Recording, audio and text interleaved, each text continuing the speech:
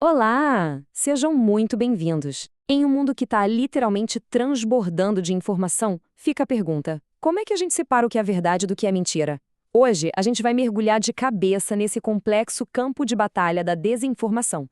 E para guiar a gente, vamos usar o trabalho do autor Jorge Guerra Pires para entender as táticas e, claro, as defesas nessa guerra moderna da informação. Para a gente conseguir navegar por esse tema, nosso roteiro vai ser o seguinte: primeiro, a gente vai entender o que é o caos da informação. Depois, vamos investigar por que nossos cérebros são, digamos, sequestrados por mentiras. Em seguida, vamos dissecar a anatomia de uma mentira viral. Aí a gente vai ver como a inteligência artificial entra na história, sendo tanto arma quanto escudo. E por fim, vamos montar um kit de defesa moderno. Vamos nessa? Então, vamos lá. Seção 1. O caos da informação. Para começar a entender o ambiente digital em que a gente vive, o autor Jorge Guerra Pires tem uma observação bem direta, bem na lata, sobre o cenário atual. Pois é, essa frase já dá o tom do desafio, né? Atualmente, a política é uma pilha de narrativas falsas impulsionadas por robôs. Então, como saber o que é real? O Pires argumenta que, antes de mais nada, a gente precisa aprender o vocabulário, a linguagem desse novo campo de batalha. E para isso, é fundamental definir alguns termos.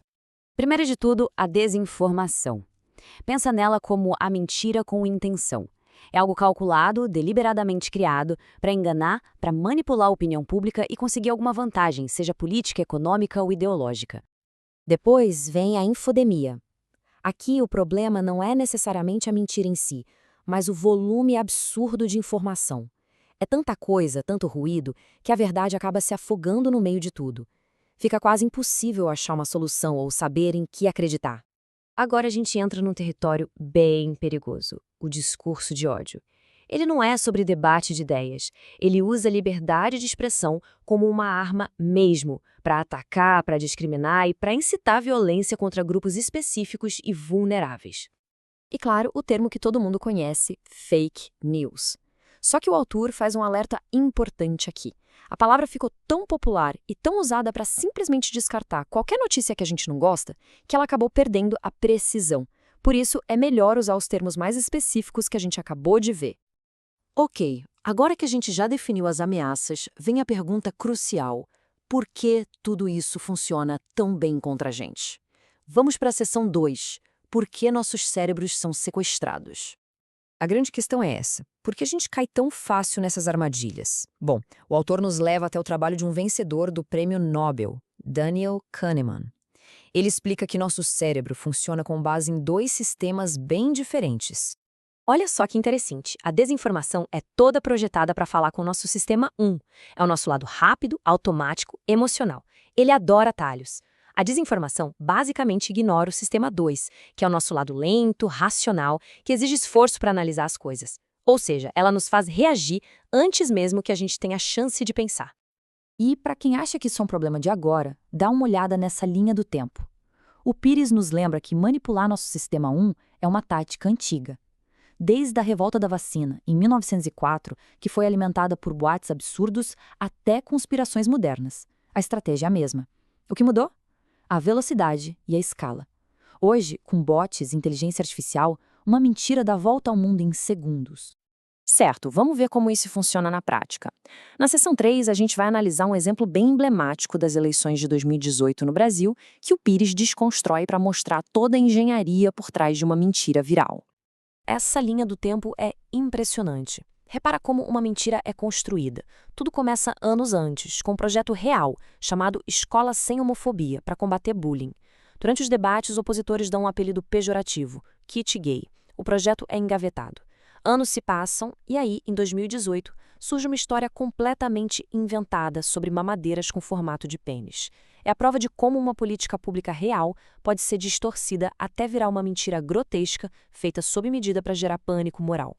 E aqui está o pulo do gato. A mentira não precisava ser crível, ela precisava ser simbólica. O autor identifica 4 táticas aqui. Usar a fé para validar o medo. Criar uma polarização clara de nós contra eles.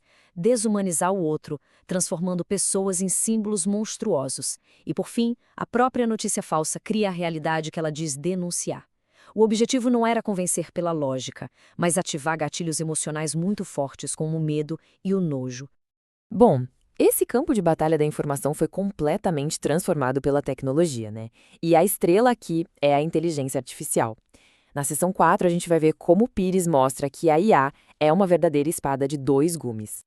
A evolução da IA é gritante. Há pouquíssimo tempo, uma IA como o ChatGPT era cega para o presente. Não tinha acesso à internet em tempo real, não via imagens, era praticamente inútil para checar fatos do dia a dia. Hoje, o jogo virou completamente. A IA moderna acessa a internet, analisa imagens, links, gráficos, ela entende contexto. E essa citação do autor marca um ponto de virada na nossa conversa. Saber usar a arma do inimigo pode ser a diferença entre cair na armadilha e escapar dela. Ou seja, a mesma tecnologia usada para criar desinformação super sofisticada pode ser agora o nosso escudo mais poderoso. Então vamos para a nossa sessão final, a número 5, e entender como essa nova capacidade da tecnologia nos dá o poder de lutar de volta. É hora de montar nosso kit de defesa moderno. Segundo Pires, a IA moderna não é mais só uma calculadora gigante. Ela se tornou uma parceira de investigação. Ela pode, em segundos, checar a fonte original de uma imagem, verificar se uma citação atribuída a alguém é real, rastrear se uma notícia foi tirada de contexto e até analisar dados em planilhas e gráficos. É um poder de checagem que a gente nunca teve na mão de forma tão fácil. Mais e sempre tenham mais, né? O autor faz questão de ressaltar que a tecnologia, por mais incrível que seja, é só uma ferramenta. A defesa final, a mais poderosa de todas, não é um algoritmo. É uma habilidade profundamente humana que constrói o pensamento crítico, o hábito da leitura. E tudo isso nos leva a uma reflexão final, que talvez seja mais importante. Numa era de informação infinita que não para de chegar, a pergunta que fica é: em que vamos escolher acreditar? A escolha e a responsabilidade por ela, no fim das contas, é de cada um de nós. O desafio está lançado.